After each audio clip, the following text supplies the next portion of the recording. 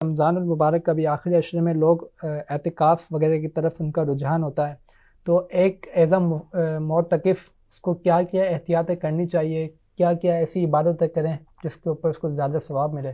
مسجد کے اندر جب ہم آئے ہیں تو مقصد یہ ہے کہ عبادت زیادہ سے زیادہ کریں. فقط 10 دن کے لیے اپنے آپ کو بند کر لینے کا نام اعتکاف نہیں ہے، بلکہ در حقیقت رب تعالیٰ کی بارگاہ میں حاضر ہو کر انسان زیادہ سے زیادہ عبادت کرے، مناجات کرے، استغفار کرے، رب کی بارگاہ میں گڑ گڑا کر جو ہے وہ مغفرت مانگے، جہنم سے آزادی کا پروانہ جو ہے وہ طلب کرے. اب عبادات کی طرف ہم دیکھیں تو جیسے نمازوں کی ہم بات کریں تو معتکف کو اس بات کا اہتمام کرنا چاہیے کہ اس کی تمام نمازیں پہلی صف میں تکبیر اولیٰ کے ساتھ ادا ہوں. ورنہ ایسا ہوتا ہے کہ مسجد کے اندر آنے کے باوجود بھی کئی لوگ جو ہے وہ وضو کے اندر اس قدر تاخیر کر دیتے ہیں کہ جو گھروں سے آنے والے نمازی ہیں وہ تو پہلی صف کے اندر کھڑے ہیں، معتکف صاحب آخری صف کے اندر جو ہے وہ کھڑے ہیں. تو جب آپ آئے ہی ہیں تو عام عادت بھی ایسی ہونی چاہیے، لیکن چلیں اعتکاف کے دنوں سے اپنی اس عادت کو پختہ کریں کہ آپ مسجد کی پہلی صف میں اور تکبیر اولیٰ کے ساتھ نماز ادا کریں. سنت قبلیہ نماز سے پہلے جو ہے وہ پڑھ لیجئے، سنت بعدیہ بھی جو ہے وہ ساری کی ساری پڑھیں.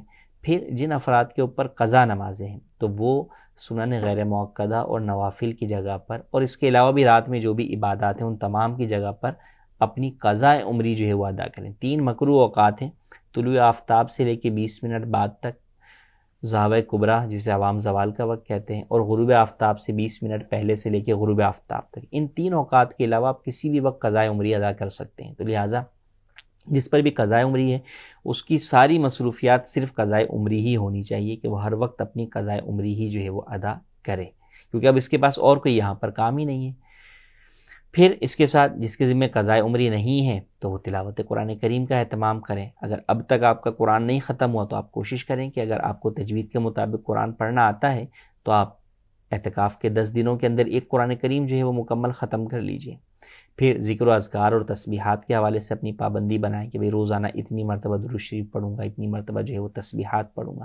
پھر علم دین حاصل کریں کہ وہ چیزیں جو آپ کا سیکھنا فرض ہیں دین کے اعتبار سے ان کا علم جو ہے وہ حاصل کریں. اس کے لیے مطالعے کے لیے جو کتب ہیں وہ مکتبۃ المدینہ کی وہ کتابیں جو ہے وہ حاصل کریں. اپنے آپ کو دنیاوی امور سے حتی الامکان جو ہے وہ بچائے رکھیں. اس کے لیے میرا مشورہ سب سے پہلے یہ کہ اپنے آپ سے آپ موبائل کو جو ہے وہ ٹوٹل دور کر دیں. آپ کے دوست احباب بھی آئیں تو ان کے بھی موبائل کے ذریعے سے آپ کسی سے کنیکٹ نہ ہوں کہ آپ اپنے موبائل تو گھر پہ رکھ دیا لیکن دوست کے موبائل پہ سوشل میڈیا چل رہا ہے، تو پھر فائدہ نہیں ہوگا. جو ہم اعتکاف کی روحانیت و نورانیت چاہتے ہیں وہ پھر حاصل نہیں ہوگی. تو لہٰذا آپ اپنے آپ کو ٹوٹل جو ہے وہ دوستوں سے بھی دیگر سے بھی اپنے آپ کو جدا ہی رکھیں، اپنے آپ کو عبادت کے اندر جو ہے مصروف رکھیں. کوئی آئے تو ٹھیک ہے، مختصر سلام دعا جو ہے وہ